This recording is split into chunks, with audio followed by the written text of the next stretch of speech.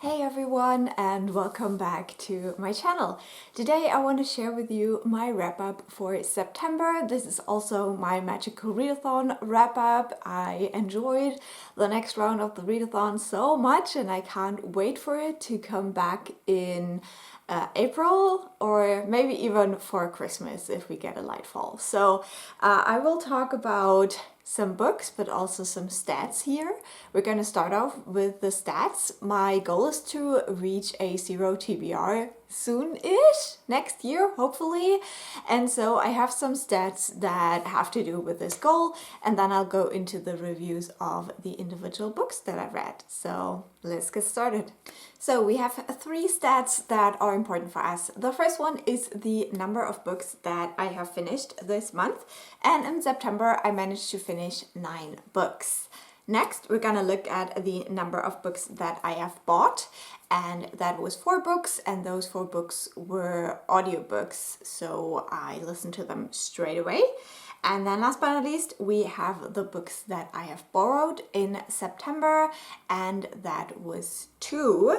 So these numbers add up to the progress we made towards reducing my TBR. So with 9 books read, 4 books bought and 2 books borrowed, I managed to actually reduce my TBR by 3 books, which I was hoping to get a little bit more. So far, the best I've done in a month is -4. So we didn't quite hit that, but I still think it is good progress. We started out the year with 47 books on the TBR. We started out September with 40 books on the TBR. So in September we finally managed to go under 40, which is very good. And we ended up with 37 books on the TBR. So we celebrate under 40, which is great. And with that, let's go into the book reviews.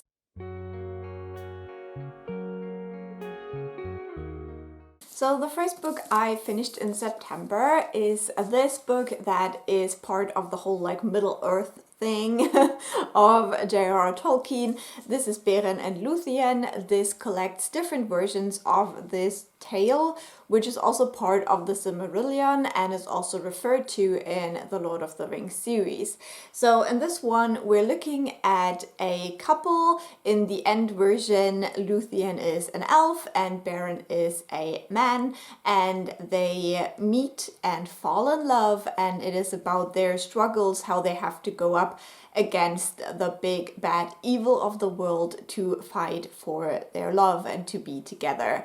And this is a very tragic kind of tale. It definitely has like hard-hitting stuff in it, but it is essentially a love story. And if you know that the grave of Tolkien's wife also says Luthien on it, you can kind of see why this is kind of an emotional read as well. So this also holds some personal like aspects for me, because I was first read this story by someone who was very important to me in my life growing up. So all the things.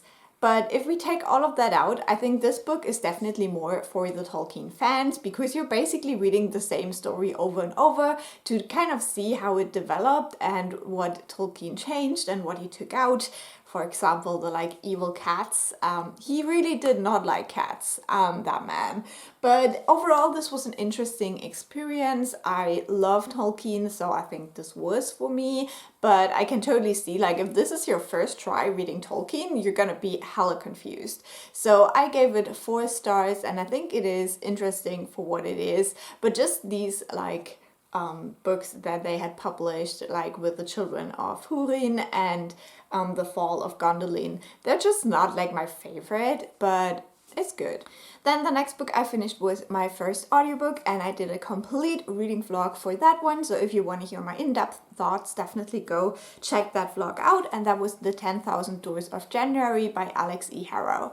This was my first book by Alix E. Harrow that I've ever read. I wanted to start at the beginning with the debut, and this one I gave 3.5 stars. I think it is an interesting tale. We are following a young girl who discovers a door in the middle of a field in Kentucky, I think. And when she goes through the door, she's suddenly in a different world. And so her life becomes kind of, it evolves around these doors and what they are and what they mean and how they connect to her family story. And it was fine. It was very clever in the way the story is told. I really liked how it played around with the names, especially. But yeah, overall, just the plot was too slow moving for me, and I just wanted to explore more of these worlds. It like takes forever for our main character to actually go into a different world, and just the choices that were made weren't always my favorite, so 3.5 stars it is. Next, I finished another audiobook, and that was Upright Women Wanted by Sarah Gailey. This one I gave 3.5 stars as well. This is my second book by the author, and I have read Just Like Home from them before, and I love Just Like Home. It's a book that weirdly got me. And so with this one, I wouldn't say I had the same experience, but I still really enjoyed it. This is a Western novella where we follow a young girl who sees her lover and best friend hanged. And so she decides to flee her town and to join up with the librarians. And she finds out that the librarians that she joins up with consists of a lesbian couple and a non-binary person. And so the four of them go on an adventure together, and it's just like very Western. You have like the dust cloud on the horizon, you have the gunfights, you have the horses, and it's just very vibey. I wouldn't say that the plot is like anything special, but you just have this journey of a character who has been taught her whole life that the way she is as a queer woman is wrong, and that she has to change or she will get into incredible danger. And so she's slowly unlearning that throughout the novel and starting to see an actual future for herself where she can be herself. And that, I think, is a very beautiful story. Now, one aspect I really wanted to know more about is that this is actually a kind of not dystopian, but a post-apocalyptic novel, because we hear about cars and tanks and that they're not moving anymore because they don't have any gas anymore. So we know nothing about what has happened, but basically the US has reverted back into a Western kind of scenario. And I would have liked to at least get a couple of hints to what has happened in this world. Then the next book I finished, we're gonna keep it very short because I hated this book, and that is When the Moon Hatched by Sarah A. Parker. Luckily, I got this book from the library because it was really not my thing at all. Now, I'm not a big romance reader. You know that about me if you have watched my channel. I'm not very interested in romantasy books, but this one, I had heard some of my friends that I trust talk very highly about, like giving it 4 stars, saying it was so entertaining and fun. And so I was like, you know what? If I dip my toes into romantasy or fantasy romance or whatever you want to call it, I'm gonna do it with a book that people I trust and usually like our tastes align, and I'm gonna try this one. So I got it from the library after like 15 weeks of waiting or whatever. And it was just so bad. And I'm really sorry for all of my friends who enjoyed this, but like, you probably read that in a very specific like state of mind, and I was not there. We're following a woman in this one, and she's like this badass like fae assassin, except that she doesn't remember anything about her past. And when she gets opportunities to start to remember her past, she's just like, nah, I'm not gonna do it. And she meets this dude that she's very attracted to, and they have a past, but she doesn't want to know about it.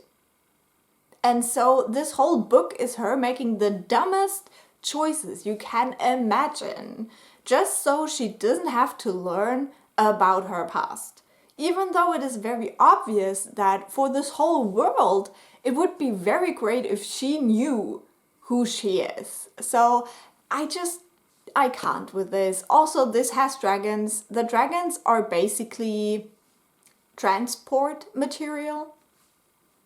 it's not like they're important for anything. There were just aspects of this world that I thought were kind of wonky. And I just can't get over it with these like fae romances when they refer to men and women as males and females. Like, if you describe a child and you're telling me it is a female, then I'm like, no, this is just icky. And especially if you like look a little bit into this whole like manosphere thing, which I do not recommend, but at the same time you probably should know what's going on there in that corner of the internet. Like, it gets even more icky, you know? If you share your language with people who think that women shouldn't have rights, something is wrong with you. I'm sorry. To get over that, I read a manga. I read a middle grade manga about a sweet little cat. So this is Cheese Sweet Home Volume 8. I get these as a gift every year from my best friend, which is lovely because these are just like little sweet snacks of a book. And we'll follow this small cat called Chi. She gets lost at the beginning of the first volume. She loses her mom and her siblings, and she is found by a human family. And so they decide to adopt her, and we're just watching the family grow, the cat grow up and explore more, and it's just sweet. It's just sweet and cute. And if you have like kids who like cats, I would definitely recommend these. At the beginning, the volumes also had a lot of like tips about how to take care of cats. I feel like these later ones are more about all the shenanigans that the cat gets into, but it's just really, really cute. So I gave this one 3.5 stars as well. Next, I finished another audiobook, and this was also a novella. I finished The Dead Cat Tail Assassins by P. Djèlí Clark, and this one is interesting because P. Djèlí Clark is one of my favorite authors, but I think this was my least favorite book by him that I have read so far. So this one, we follow a woman. She is kind of undead. She is dead, but she's also still moving around because she is a dead cat tail assassin. And she has a job. She basically works for this goddess, and when the goddess approves of an assassination, she has to go and do it. And so she gets a job to kill someone, but when she gets there, she recognizes that person. And that is not supposed to happen because these dead assassins, they don't remember anything about their past. That's the whole point. They do not remember who they were, who they knew, how they died. All of that is gone, but she does recognize this person. And so she decides not to kill that person, but to find out what the hell is going on. Now, this was interesting. I think it definitely, the plot was moving along quite quickly, but this almost felt like a video game to me. So you have like all of these like bosses that you have to fight, and it's like repeat, repeat, repeat. Like the way you kill them is always a little bit different, but it's just, you know, they just progress to get more and more dangerous and hard to kill. So that was interesting. I still think it was really a fun read. I liked having this as an audiobook, but it was not quite up there with the other ones. So I gave this one 4 stars, but it's more like 3.75, if you know what I mean. Then I went to a lovely little trip, and on the train I took a book to read. This is a Japanese novel that was translated into German, and it's not a novel, it's a novella and 3 short stories. And the book is called Sommerliebe by Mori, Yoko. And this, as I said, has a novella in it and 3 short stories. The novella was okay, wasn't really my favorite. In that novella, we are looking at a woman who is married to a British man, but then starts having an affair with an American man. And it's basically about that summer and how she balances her affair with her like real life. So that like wasn't my favorite. It was okay, but yeah, I don't know. I think these short stories were more interesting and to the point. They were also a little bit more diverse in what they were discussing, and yeah, I just like the short stories more, but they all focus on women in Japan, and especially if they are attracted to like Western man. And this was interesting, but like nothing that changed my mind. So in the end, I gave this one 3 stars. Then I finished my last audiobook for the month, and that was Someone You Can Build a Nest In by John Wiswell. This one I was very, very excited about. I had heard great things, and in this one we follow the monster. And the monster is Shisheshan. And Shisheshan is doing her like hibernating winter sleepy thing in her pond when people show up to try to kill her. And obviously she's not a big fan of that. They're like invading her home, they're like ruining the foyer with their dirty shoes and whatever, so she gets rid of them. But she realizes that they were just the beginning of a problem, and so she has to defend her home against these people who want to get rid of her. And while she does that, she gets injured and she gets saved by another woman. And what do you want to do? We have a cat. Baby.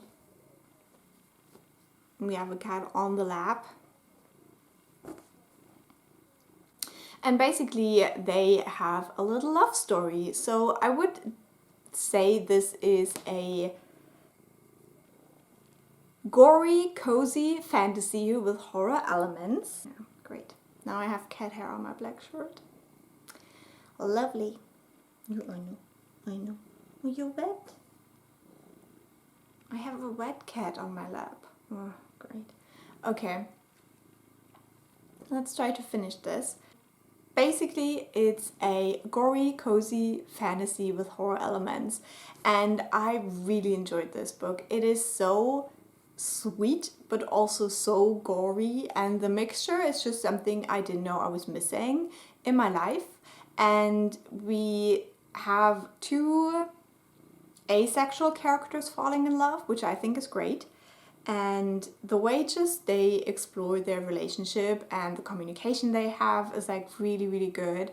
And then also we explore a lot of like family themes, and especially in regards to mothers and absent fathers, but also unhealthy sibling dynamics. So I think this goes quite deep for what it is, and I just had a great time. My cat is staring at me like she wants to eat me, and I'm just very uncomfortable right now. I really, really loved this book, and I gave it 4.5 stars. Would highly recommend, if you don't mind gore, check this one out. And now we made it to the final book of the video, because the last book I finished in September was The House of Always by Jenn Lyons. I'm trying to keep this one short because this is the 4th book in a series. I already uploaded a whole reading vlog for the first 3 books in this series, so you can go and check that out for my thoughts. But basically, this series is great. It's just great. I gave this book 4 stars, I think. Or 4.5. I put the book away already, but like very high, very high. I had a lot of fun with this. I think what makes this book is definitely the character dynamics, because this one doesn't really have a lot of plot, but we are following a world in this series where there is something very terrible happening, and there are different fractions that are trying to solve this problem, but they're all going down different routes with that. And because of that, there are no like real evil people. It's like very hard to say that someone is like strictly the villain, but there's definitely people who try harder to save other people, and others that are just like, let's save the planet. Who cares about people? So that's going on, and we have 3 main characters in this one who are at this point also kind of a throuple, which is amazing. But we also have a ton of side characters, and we basically have this book to learn what all of the side characters were doing in the 3rd book while we were following the main characters. So that is always kind of like an interesting setup, but I think it kind of worked in this one because we do have these like close connections with all of these characters. So I really enjoyed book 4. I can't wait for book 5 in October. And then I'm done with this series, which is pretty crazy as well. It was 4.5 stars. So with that, I will end this video. Still have a wet cat on my lap that is staring at me. So I hope you enjoyed watching, and I'll talk to you very soon. Bye!